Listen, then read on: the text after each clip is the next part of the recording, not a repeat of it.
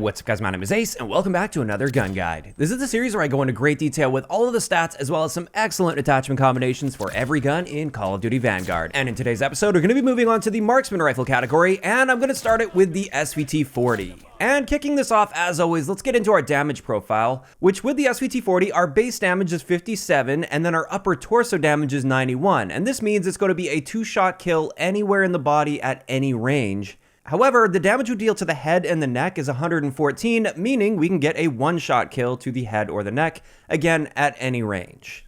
As for our rate of fire, this is quite slow at just 200 rounds per minute. And what this means for our time to kill potential, with a 2-shot kill, it's going to take us 300 milliseconds to kill. And this isn't a very competitive time to kill at all in this game. Now, of course, the big upside is we can get that 1-shot kill to the head, which is a literal instant kill. So there are some pros and cons with that. As for our bullet velocity, this is standard for marksman rifles and also the same as LMGs at 930 meters per second. And now let's get into our ranges, which with the SVT-40, we have an infinite range. So in core modes, it's going to be a 2-shot kill anywhere in the body at any range. And then when we get into hardcore game modes, this will be a 1-shot kill at any range anywhere in the body. Now, moving into our hipfire, the SVT-40 has the worst hipfire in the marksman rifle category by a very noticeable margin as well. This gun definitely doesn't excel with hipfiring. And now let's move into our idle sway, which there's actually a good amount of idle sway, especially for a precision weapon. That's quite a bit of idle sway, so you probably want to be using attachments that will counteract that a little bit. And then let's get into our recoil, which as we can see here, for the first 3 shots that you fire, there is a ton of recoil. There's a massive gap between those, especially at longer distances. This is easily going to throw you off target, but it does reach its maximum magnitude after about the 3rd or 4th shot, and then it sort of settles down from there. As for our aim down sight spread, or bloom, there's effectively no bloom on any of the marksman rifles on this game, so that's just not something you have to worry about. And this brings us into our handling, and the SVT-40 does have the slowest handling out of all the marksman rifles. Our aim down sight time is 450 milliseconds, and our sprint to fire time is standard for marksman rifles at 300 milliseconds for our standard sprint out time and 450 for our tactical sprint out time. As for our reload time, the reload add time is 1.72 seconds with the SVT-40, which isn't bad. That's actually above average for the marksman rifles.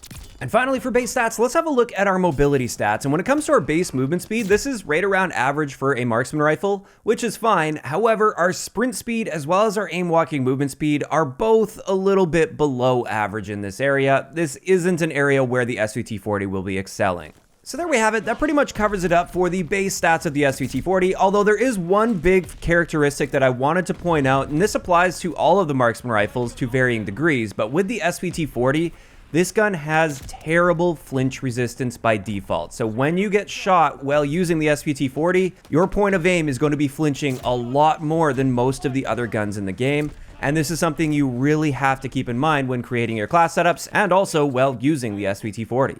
But moving on from there, let's have a look at some of the unique attachments that severely impact the SVT-40. And the first set of attachments are going to be the barrel attachments, and we'll start it off with recoil. And it turns out there's only 2 barrel attachments that actually have any impact on our recoil. This is the first barrel, the 800mm one, as well as the final barrel we unlock, which is that 730mm precision barrel. Both of these pretty significantly reduce the amount of recoil we experience, whereas the other ones are useless in this area. Now, let's quickly cover the ranges for the barrels as well, which there's no surprise here. We have an infinite range with the SVT-40, so all of the barrels have no impact on your range. However, the first barrel, as you can see, gives us a 1-shot kill potential at any range. And this is where I want to dive a little bit deeper into that one specific barrel, because this is the most unique one that the SVT-40 has. And with this one, as you can see there, we deal 132 damage to the head, neck, and the upper torso, as well as part of the shoulders on the character model as well, whereas the rest of the body we deal 66 damage. This means we can get that 1-shot kill to the area marked in red that you can see on the screen there, and that basically turns this into a sniper rifle. However, this also comes at a pretty significant reduction to our rate of fire, down to 133 rounds per minute. And this makes the gun a lot less forgiving if you miss any shots. If we do have to get a 2-shot kill with this, for instance, it's now going to take us 450 milliseconds, which is not competitive at all in this game. Having said that though, this is one of my favorite ways to use the SVT-40, and you'll be seeing this a lot in the background gameplay. I love getting the 1-shot kills with this. You do have to be quite precise unless you combine this with Vital, which will actually open up your 1-shot kill potential to anywhere in the torso as well as elbow up. So definitely a very interesting barrel that completely changes this gun, and I highly recommend this one. As for all of the other barrels, they basically just impact your handling or recoil, so you can just sort of see the stats for yourself. There's nothing too interesting to be pointing out about those ones. So having said that, let's move on to the next set of attachments we'll look at, which are going to be the magazine attachments, and again, we'll start this off with recoil. And the first thing you'll notice is with both 303 British as well as 6.5 Sakura, we do get a noticeable reduction to our recoil, although a little bit more so with the 6.5 Sakura rounds. So that's really nice to see a reduction to recoil, but it is worth mentioning there's still a pretty big gap between each of the first 3 bullets that you fire, even with these new ammo types that reduce our total recoil. So you still do have to deal with recoil with those. It's just going to be a bit easier than the base ammo type. As for our ranges, once again, we do have an infinite range no matter which ammo type we're using, but it is worth noting with 303 British, we can get a faster time to kill at 200 milliseconds, and with 6.5 Sakura, it turns it into a 3-shot kill, but our time to kill value doesn't change. And let's dive a little bit deeper into that to see exactly why this happens. And we'll start it off with 303 British. With this one, our damage profile has changed a little bit, so we can no longer get a one-shot kill to the head. We deal 91 damage to the head and neck. We deal 50 damage to the upper torso, and then for some reason, we actually deal more damage to the rest of the body at 57. This was definitely very strange and surprising, but at the end of the day, it's going to be a 2-shot kill anywhere in the body or head, and this comes with a boosted fire rate up to 300 rounds per minute, which means we can get a time to kill potential of 200 milliseconds with a 2-shot kill. And this is a very competitive time to kill, and it's also the only way that we can get a time to kill like this with body shots. So if you're planning on using the SVT-40 in semi-auto and not like a sniper rifle by using the first barrel attachment, 303 British is probably your best bet because it's the only way to get a competitive time to kill potential to the body. Having said that though, I still want to have a look at the 6.5 Sakura rounds. This one gives you a larger magazine as well at 15 rounds, and with this, our body damage is reduced down to 46 anywhere in the body, whether that's upper torso or limbs. So it's now going to be a 3-shot kill to the body, but unlike 303 British, we maintain a 1-shot headshot potential, and our rate of fire is boosted up to 400 rounds per minute. So we get a much faster and therefore more forgiving fire rate. If we miss a shot here or there, it's not going to be as punishing at 400 rounds per minute compared to 200 rounds per minute. But our time to kill potential is exactly the same as the base version of the gun at 300 milliseconds. So as a result, I would say if you're somebody that likes a more spammy semi-auto gun, maybe you're not the most confident with your aim, you don't like taking your time to line up every single shot, you may enjoy using this, but just keep in mind, you still don't have a very competitive time to kill to the body, and you'll have to rely on those headshots in many situations to be winning gunfights.